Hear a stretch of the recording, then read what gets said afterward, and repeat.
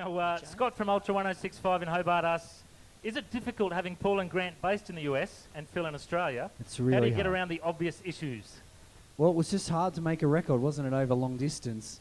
We tried to do it. We tried to send files to each other over the internet, but it's just, there's something about being in the same room at the same time and being able to make decisions together. And Paul, you're going to say something, I know, weren't you? I was just looking at my family down there. Go ahead. Oh, okay, That's cool. grown. These girls have grown up, and I'm just freaking out about when my daughters are that age. But I was listening. Sorry, Phil.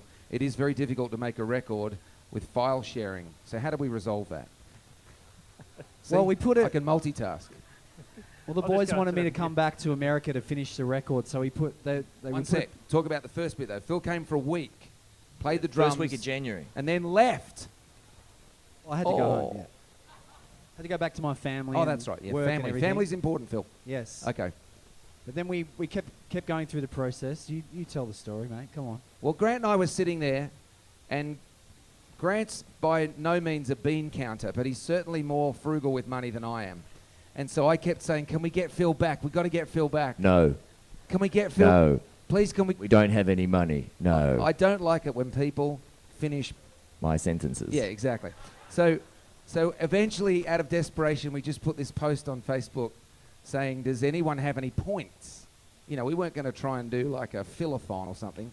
And within 6.5 hours, our Facebook fans had raised enough money to fly him over, and he bought his ticket the next morning and was there 4 days later. So, And the record would not have been anywhere near as good. no, at the end, there was one guy mixing, one guy editing, Phil recording, and Grant and I just messing everything up. I was making coffee. Yeah, People. I was drinking it. But,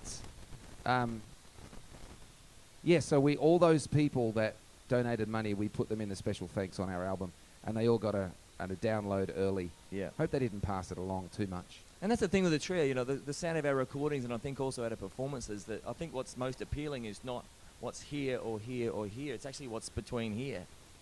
You know, and you could over theologize that and say, well, that's the flow of the Holy Spirit. You could just say there's something about relationship and real authentic relationship that is attractive.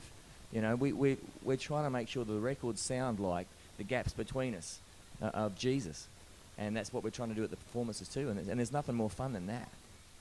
Now, I've got to ask, is anyone here a Facebook fan of PC3? Yeah? Thank you. Did you make a donation? It's wonderful that you like us. Is there anyone here that actually was part of that? No? Should we pass your hat around, do you think? Well, we got to go. No. We could do the televangelist thing. No, we won't. Totally. Well, Jesus did say the lack of money is the root of all evil. Hang on. Is that right? No, I might have got that wrong. Sorry. As you were. The love of money is the root. love. Thank you very much. Yeah. Sorry. Yeah, My bad. That's good. Okay, well, let's get down to Jesus. You know, we've got a little bit of time left before we wrap up. But on the recent Historymakers interview, I loved your response to this question. Let's see if you can remember what you said.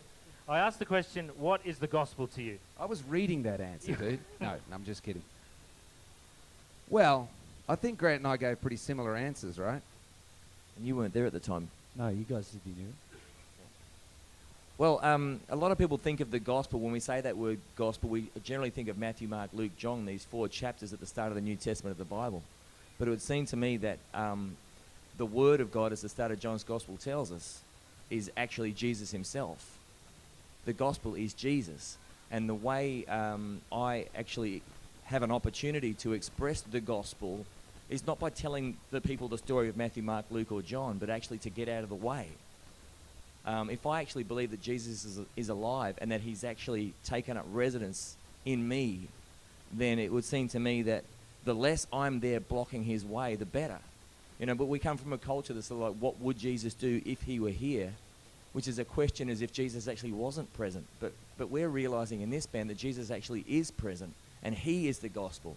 And if we want to share the gospel, Jesus, with others, then we need to understand that carry my own cross or hate my own life or give away my life, that's how I find it, actually means, Grant, get out of the way, and then I will live my life through you. And this is how we can be God's love rather than just singing about God's love. So the gospel is Jesus, and the way that becomes reality in this earth is when I get out of the way.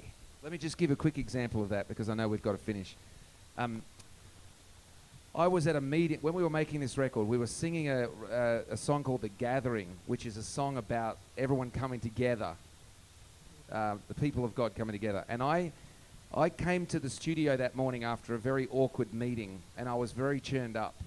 And when I get hurt, I get edgy, I get a bit angry, and I got a therapist. It's okay, I'm working on it. And I went to the studio, and then after singing for a couple of hours, I had to go to another meeting. I was very anxious about that meeting, and so I found myself being very edgy. And Grant was in the control booth, and he was trying to coach me through the vocals, singing it, and he's really good at that. Because when you're in there, you're just singing, and you sometimes need someone to go, hey, try that, try this, try that. And I couldn't stop myself being really combative. I just was trying to not be that way, but I could hear it coming out of my mouth. Eventually, Grant just hit the mute button and came in, and he said, Paul, I love you. I don't know what to do right now because you're just so edgy, and I don't know what to do. And normally in the past, when I've tried to break through this, we've just gotten into a big fight. Are you okay? And I said, no, I'm not. I'm not okay. He said, what's going on? And I explained it. And the first thing I said was, look, the truth is, that I want to be in a band, but sometimes I just really want my own way as well. And I'm struggling with that. And also, I've just churned up inside. And he said, well, mate, I love you. What do you want to do? And as he said it, I literally felt something just leave me. It was like chains falling off. It was just something.